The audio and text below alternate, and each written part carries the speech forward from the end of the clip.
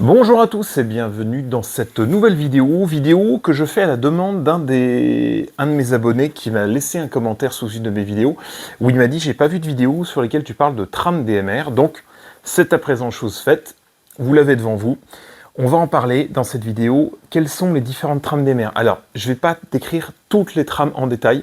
Je vais décrire les principales, celles qu'on va rencontrer le plus souvent sur les réseaux. Parce que la vidéo, en fait, elle va être dense. Il y a une quinzaine de diapos de mémoire. Et donc, je ne veux pas qu'elle soit trop longue. Donc, je ne vais pas rentrer dans trop de détails. Si vous voulez davantage de détails, bah, écoutez, n'hésitez pas à me le dire en commentaire sous la vidéo. Je pourrais faire d'autres vidéos en creusant davantage. Ça demande évidemment d'aller voir la norme, ça demande de lire, ça demande d'étudier, ça demande de voir comment ça se passe en pratique sur les réseaux. Et donc, bah, pour éviter de surcharger cette vidéo, j'en ai pas fait trop. Voilà, je détaille rapidement. Quelles sont les différentes trames DMR qu'on trouve sur les réseaux radio, ce genre de réseau radio? C'est parti.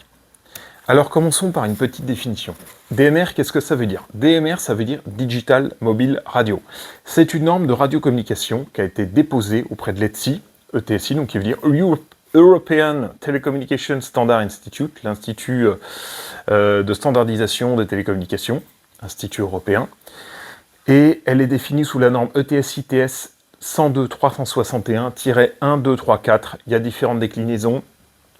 -1, c'est la partie R interface. -2, c'est la partie données qui est contenue dans la partie R que contiennent les trames. -3, je ne sais plus. -4, je crois que c'est le trunk. Voilà, donc c'est défini en cas standard. Vous pouvez le télécharger. C'est libre d'accès, c'est gratuit. Sur le site de l'ETSI, vous tapez simplement sur votre moteur de recherche préféré SITS 102.361 et vous devriez trouver les dernières normes. C'est une norme qui est extrêmement utilisée dans tout ce qui est système PMR, Professional Mobile Radio, donc tout ce qui est système utilisant des talkie-walkie.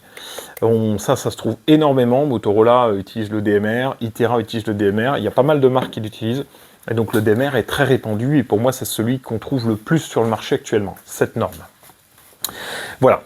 Alors, un petit rappel sur la norme DMR. Qu'est-ce que c'est quand on regarde les trames DMR, quand on les analyse vraiment, quand on les extrait de la couche radio? Eh ben, c'est du TDMA de double slot, TDMA qui veut dire Time Division Multiple Access. Ça veut dire qu'on va pouvoir parler à deux en même temps, sans se gêner. Pourquoi? Puisque chacun a un temps de parole de 30 millisecondes qui lui est alloué. Donc vous êtes deux, 30 millisecondes chacun.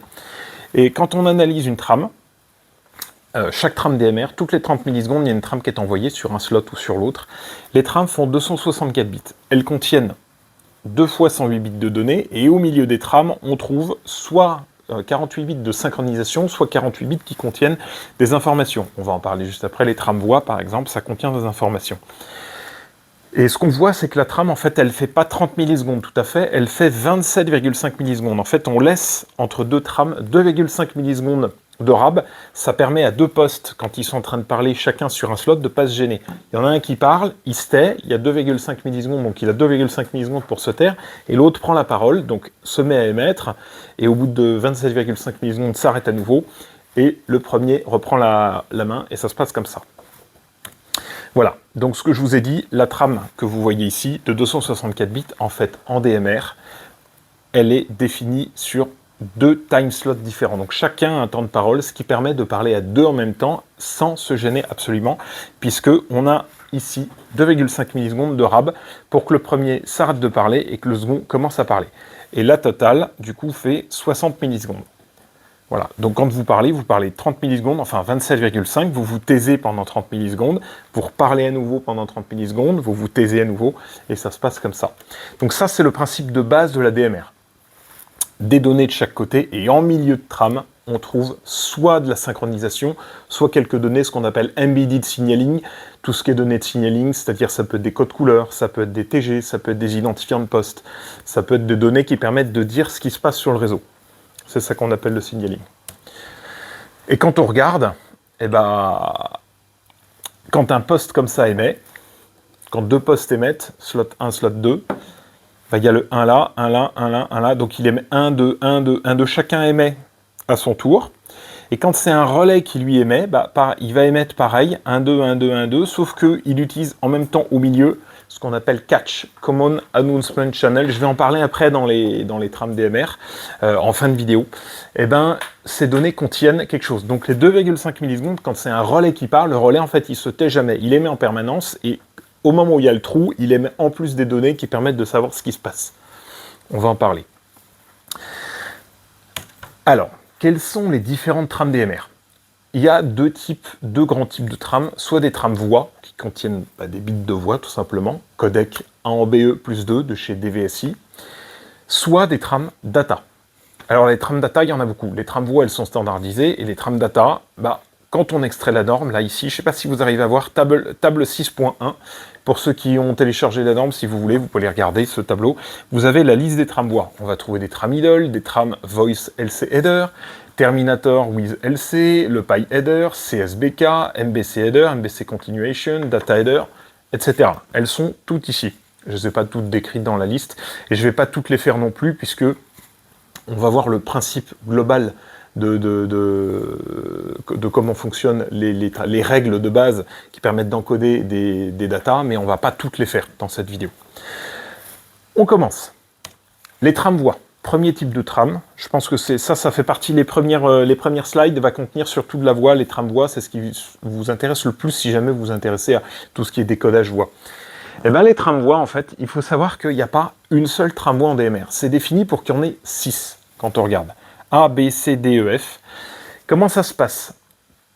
Quand vous avez une trame-voix ou une succession de trames-voix qui est envoyée, vous avez la toute première trame-voix, là, ici, qui va contenir la partie sync, la partie synchro en disant « je suis la première trame-voix ». Et attention, il va y avoir 5 autres trames-voix, le B, C, D, E, F, qui vont suivre, ici. Donc, une trame-voix, il faut savoir que ça fait 6 trames DMR et ça contient 360 millisecondes de voix, automatiquement.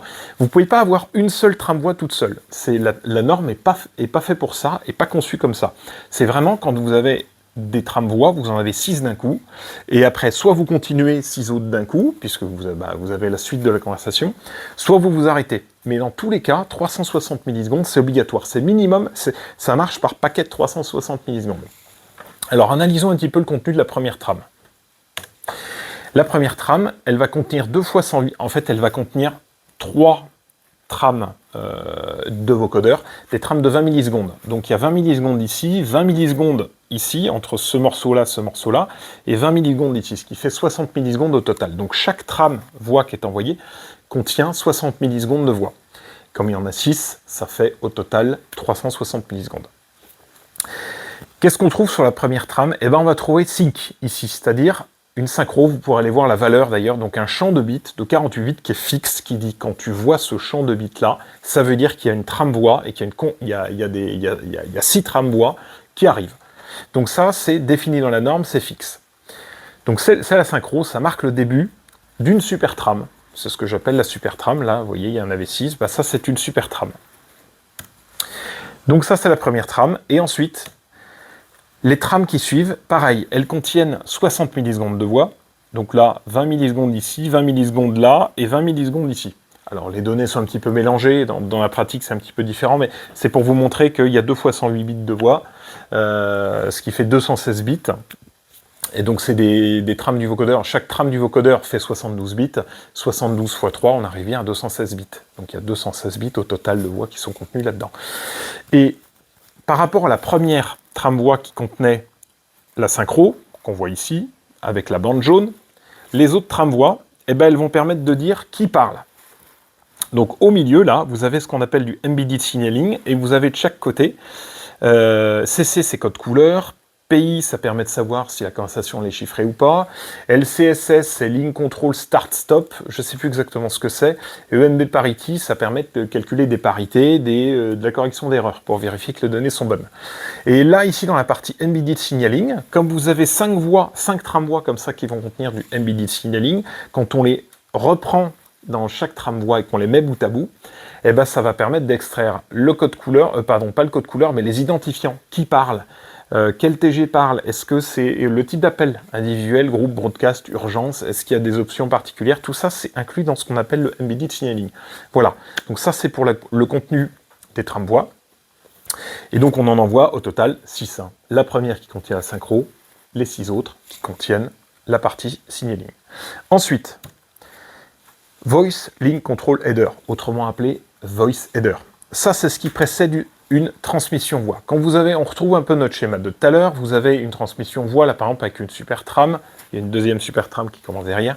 Qu'est-ce qui se passe en début de conversation? Juste avant d'envoyer les trames voix, il faut prévenir les autres postes en disant « Attention, il y a une conversation voix qui va débuter, déverrouillez-vous si ça correspond bien aux paramètres, code couleur et TG que vous avez programmé. » Donc ici, vous avez le Voice Header, qui est envoyé en début de trame. Généralement, il en envoie plusieurs. Moi, sur les réseaux, par expérience, il en envoie entre 2 et 10. J'ai remarqué que sur les réseaux Trunk, il y avait plus de voice headers qui étaient envoyés. Sur les réseaux conventionnels, il y en a 2 ou 3, généralement. Parfois, il m'est arrivé d'en voir qu'un seul, mais dans la grande majorité des cas, j'en vois au moins 2. Et donc, ça va contenir le code couleur, les identifiants, à savoir qui va parler, qui est en train de prendre la parole, et quel type d'appel. Est-ce que c'est individuel? Est-ce que c'est broadcast? Est-ce que c'est urgence? Est-ce que l'appel est chiffré? Plusieurs données, petites données d'options qu'il faut que vous trouverez dans la norme si vous les cherchez. Mais ça va permettre de dire attention, réveillez-vous, je m'apprête à vous parler. Il s'agit d'un appel broadcast ou il s'agit d'un appel de groupe sur tel TG. Et donc les postes qui reçoivent l'information ici, ben, ils vont dire « Oh là, ça me concerne, il y a une trame voix qui débute, donc je vais me déverrouiller. Je déverrouille le squelch, je déverrouille l'audio, et ils attendent les premières trames voix, là, ici, qu'ils vont jouer et qu'on va entendre dans le haut-parleur. » Ensuite, une troisième trame, PI Header, Privacy Header. Ça, c'est envoyé uniquement dans les réseaux avec chiffrement. Quand vous avez du chiffrement avec des vecteurs d'initialisation, exemple le RC4, l'AES typiquement, qui sont des données avec des vecteurs d'initialisation qui changent à chaque fois, vous allez envoyer, comme tout à l'heure, lors d'une conversation voix, vous allez envoyer LC Header en disant « Attention, préparez-vous, réveillez-vous, il va y avoir une transmission voix ». Et juste avant la première trame voix, vous envoyez le PI Header, le Privacy Header. Alors lui, il est défini dans la norme, c'est-à-dire qu'on met ce qu'on veut dedans. Il y a juste la partie calcul CRC qui est définie dans la norme, mais le contenu n'est pas défini dans la norme en tant que tel, ou pas du moins pas dans la norme qu'on trouve sur la partie publique. Qu'est-ce qu'on va trouver dedans?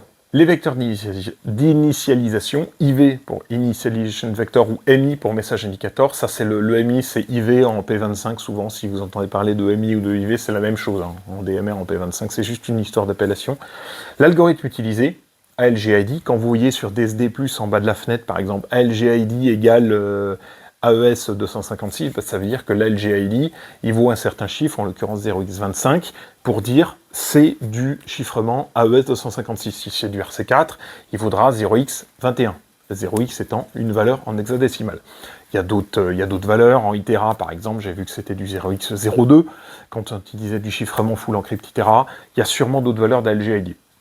Et le numéro de la clé de chiffrement utilisé, puisque dans les postes, quand vous programmez vos postes, là vous avez une liste de clés avec un identifiant pour chaque clé, entre 1 et 255, et donc il faut dire quelle clé est utilisée. Donc voilà, ça c'est le PI Header, tout simplement. Envoyé entre le Voice Header, au moment où je dis attention, réveillez-vous, il va y avoir une trame voix assez chiffrée. Juste après, j'envoie les données en disant, bah, pour décrypter, il va falloir que tu utilises telle clé, tel algorithme et tel vecteur d'initialisation, et ensuite j'envoie mes trames voix chiffrées. Ensuite, Terminator with Link Control. Ça, c'est ce que vous voyez à la fin, vous pouvez le voir sur DSD, c'est TLC. À la fin d'une conversation, il y a TLC, TLC, TLC, TLC, et vous allez le voir aussi, c'est ce qui permet de maintenir quand on... Là, vous voyez, par exemple, je parle, ici je suis sur mon relais, je ne sais pas si vous arrivez à voir, là. Là, il y a TG01 qui reste affiché pendant 1 ou 2 secondes, là, quand je lâche. Et ça, c'est le TLC qui permet de le faire. Terminaison de ligne contrôle, le relais, en fait, une fois qu'une transmission voix est terminée, il dit, bah voilà, il y a une transmission voix qui vient de se terminer, c'était le TG temps et c'était l'identifiant numéro temps. Et donc, il émet plusieurs trames pendant 1 à 2 secondes, grosso modo, en disant, voilà, ça vient de se terminer. Et ça permet au poste de garder affiché le TG qui a parlé en cours. Évidemment, si vous reprenez la parole, vous interrompez le relais, il va arrêter de les envoyer. Voilà, donc qu'est-ce que ça contient? Bah, ça va contenir 72 bits de données. Donc, dans ces 72 bits de données, on va trouver du code, là, on va trouver du code couleur, on va trouver les identifiants LTG qui a parlé. On encode tout ça grâce à un BPTC. Je ne rentre pas dans le détail parce que ça, faut vraiment aller voir la norme. Interleaver, ça permet de mélanger les bits, faire en sorte que tous les bits soient pas concentrés au même endroit, parce que si jamais vous avez un trou dans la réception, c'est plus difficile à décoder. Alors que si vous avez mélangé les bits et qu'en plus vous avez ajouté de la correction d'erreur, eh ben, s'il y a des trous, on peut les reconstituer grâce à la correction d'erreur. Donc, ça contient 72 bits de données, et la trame, c'est simplement ça.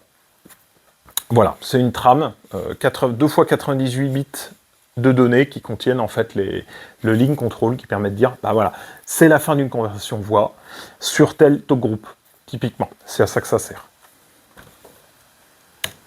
Ensuite, Tramiddle. Tramiddle, vous verrez, c'est une trame, pour ceux qui qui ont des relais conventionnels, c'est une trame qui est envoyée par le relais, alors soit périodique, soit de façon continue, ou alors quand vous avez fini une conversation voix, il va envoyer les TLC, ensuite il va envoyer du idle pendant 2-3 secondes, et ensuite il va se couper. Ça dépend de la programmation du relais. Bah, en fait, c'est une trame qui ne contient que le code couleur, ainsi que des données fixes que vous pouvez trouver là-dedans. Vous allez voir table D.2, pour ceux qui veulent télécharger la norme, et vous trouverez votre bonheur. Bah, qu'est-ce que c'est? En fait, ça contient 96 octets de données qui sont fixes. Donc, on les a marqués pseudo-random fill parce que ce sont des données qui sont pseudo-aléatoires, mais en fait, elles sont fixes, elles sont connues d'avance, qu'on encode complètement, qu'on met dans les trames et qui est toujours la même. La trame idle ne sert à rien si ce n'est, elle permet au poste de savoir qu'il y a un relais. Donc, le relais, il émet en disant « Coucou, je suis là, j'ai rien à te dire, idle », bah voilà, typiquement la trame idle en disant bah, « C'est une trame de veille ». En disant, je suis juste là, coucou, c'est moi, je t'appelle, pour prévenir qu'il y a quelqu'un, je suis sur la fréquence. Ça peut servir éventuellement à des postes si jamais vous avez un système de voting, que vous déplacez le poste pour savoir quel relais est le plus proche à porter. Après, vous pouvez utiliser du trunk pour faire ça. Bref, il y a plusieurs manières de le faire. Ça, la Tramiddle, en l'occurrence, elle est envoyée uniquement par le relais quand il n'a rien à dire. Ça permet de savoir qu'il y a un relais et ça permet de connaître son code couleur. Il y a des relais qui émettent toutes les 10 secondes leur trame. Par exemple, moi j'ai des relais autour de chez moi. Je ne sais pas pourquoi ils ont été programmés comme ça, mais toutes les 10 secondes, ils s'allument pendant 10 secondes, ils se coupent pendant 10 secondes pour dire je suis là. Bon, ça consomme du courant, c'est pas forcément très utile. Le relais pourrait se taire et rester muet simplement et attendre qu'on lui parle pour se réveiller. Bon, c'est un choix, c'est une programmation, il y a sans doute une raison à ça. Ensuite, Control Signaling Block. Bah, Control Signaling Block, c'est un petit peu comme la trame idle, mais c'est utilisé dans les réseaux trunk. Les réseaux trunk, il faut savoir que vous avez plusieurs relais interconnectés et vous avez plusieurs canaux du coup qui sont libres pour envoyer soit des datas, soit de la voix. Et les trames CSBK, elles sont émises régulièrement, toutes les 1-2 secondes, ça dépend de la programmation du relais, ou alors on continue quand le relais il est ouvert en continu puis qu'il y a des conversations. Et ça permet de savoir le code couleur du relais déjà, puis savoir s'il y a des canaux qui sont libres ou occupés. Qui est en train de parler sur quel canal? Si vous pouvez avoir de mémoire, je crois, jusqu'à 15 relais qui sont interconnectés, je ne sais plus si c'est 15 ou 16 je crois. Il faut vérifier mes dires, je ne suis pas sûr de ce que j'ai dit. Jusqu'à 16 relais, donc 30, ce qui fait 32 slots disponibles, et vous pouvez être à 32 à parler en même temps, typiquement. Et donc pour ça, il y a une voix balise qui émet les données CSBK, Control Signaling Block, pour dire, attends, voilà, il y a en cours sur le canal numéro 1, sur le canal numéro 2, sur le canal numéro 32, il y a une conversation voix en cours, c'est tel TG, c'est tel machin. Et les postes, eux, ils écoutent la voix balise, et une fois qu'ils ont les données qui les concernent, ils switchent sur le bon canal pour écouter la conversation quand il y a besoin. Donc CSBK, normalement, vous les voyez que sur des réseaux trunk. Donc des réseaux avec plusieurs relais interconnectés. Ensuite, les autres trames, je vais passer un peu vite là-dessus, je vais pas les décrire, puisqu'on est déjà à presque 19 minutes de vidéo, donc ça commence à faire long. Donc je fais rapide, parce que je veux pas que la vidéo dure trop longtemps. Ça va contenir des données. Les données, voilà, typiquement MBC header, MBC continuation, data header, rate 1/2, rate 3/4, data continuation, ou alors unified single block data. Tout ça, c'est des trames dans lesquelles on peut mettre n'importe quoi. Comment elles marchent? Je vais juste vous montrer le principe de comment elles marchent et après on parlera de ce qu'on peut mettre dedans. Eh ben, le principe est très simple, ça marche un peu comme la voix. La voix, il y a un header. Ensuite, il y a la voix et il y a un terminator link control. Bah là, c'est pareil. Il y a un header qui est envoyé en disant attention, je vais t'envoyer des datas. Parfois, ça contient le header, il peut contenir des datas aussi. Ensuite, tous les data blocks. Les données, il faut savoir que c'est tout petit une trame DMR. Suivant le type de trame qu'on choisit, on a plus ou moins de place dedans et plus ou moins de correction d'erreur. C'est pour ça que sur les trams sur lesquels il y a beaucoup de corrections d'erreurs, les rates par exemple 1 sur 2 ou 3 sur 4, on ne peut pas mettre des données de la même manière, puisque elles sont encodées différemment et la correction d'erreur est plus ou moins importante suivant le type de tram qu'on choisit. Donc c'est important de bien segmenter ces trams. Donc on a le header, data block, data block, data block, data block, et ensuite last block pour dire bah, c'est le dernier. Et on a fait notre transmission de données.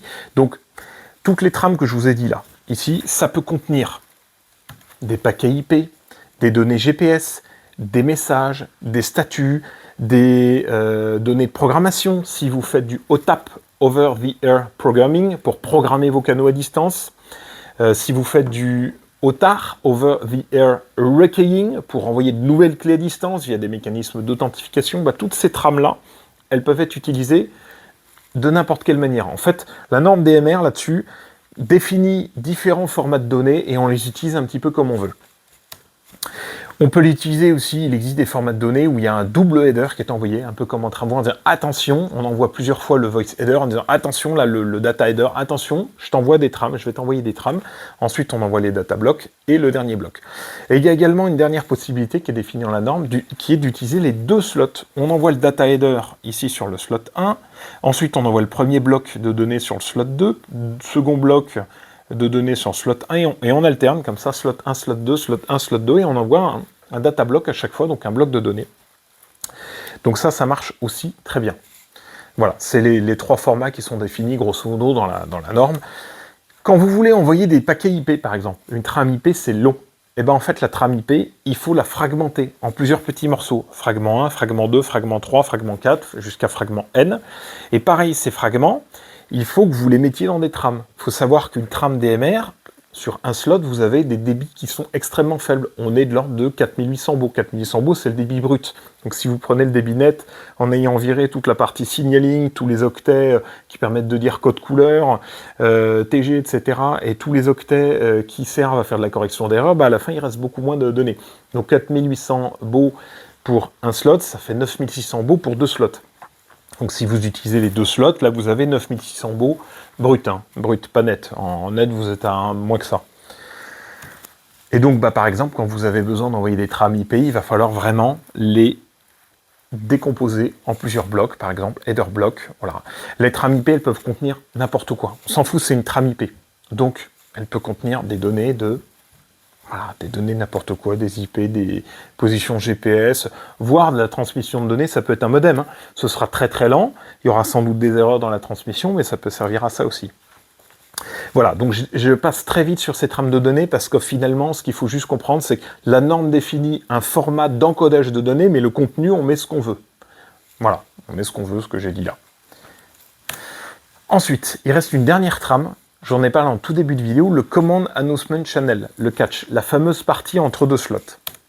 Quand vous regardez entre deux slots, là, vous avez 2,5 millisecondes, ou quand un relais, soit quand un poste parle, là c'est vide, soit quand c'est un relais qui parle, là ça contient des données, ce qu'on appelle le catch.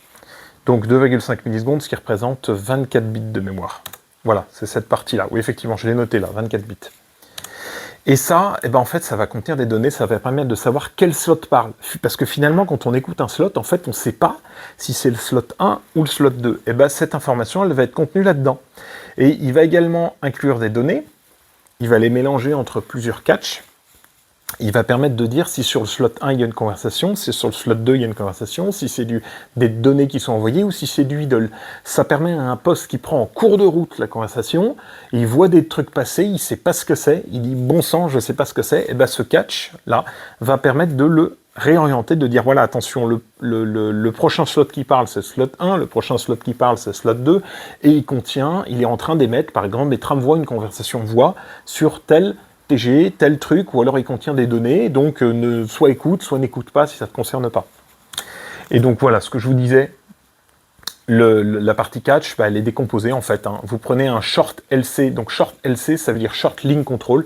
Le link control, ça permet de savoir ce qui se passe sur le réseau, s'il y a une conversation voix ou data en cours, typiquement, sur 28 bits, que vous encodez, hop, dans 4 trames catch.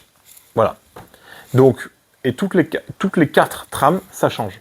ou pas. Ça dépend si c'est toujours la même donnée, mais voilà, il faut savoir que le short LC, le catch, en fait, il est décomposé en quatre petites trames.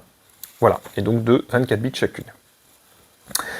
J'en ai à présent fini avec cette vidéo, j'espère qu'elle vous a plu. Petite conclusion, ce que je voulais dire, c'était que chaque type de données à envoyer peut utiliser un format de trame spécifique. En fait, la norme, elle définit des formats de trame uniquement, et on met ce qu'on veut dedans. À part les trames VoiceHeader, les trames TLC, les trames PyHeader, certaines trames spécifiques à la voix, dès qu'il s'agit de trame data, il n'y a pas vraiment de règles. Excepté également trame CSBK, Control Signaling Block, qu'on envoie quand on est un réseau trunk. Voilà, ce que je voulais dire, c'est qu'il n'y a pas vraiment de règles.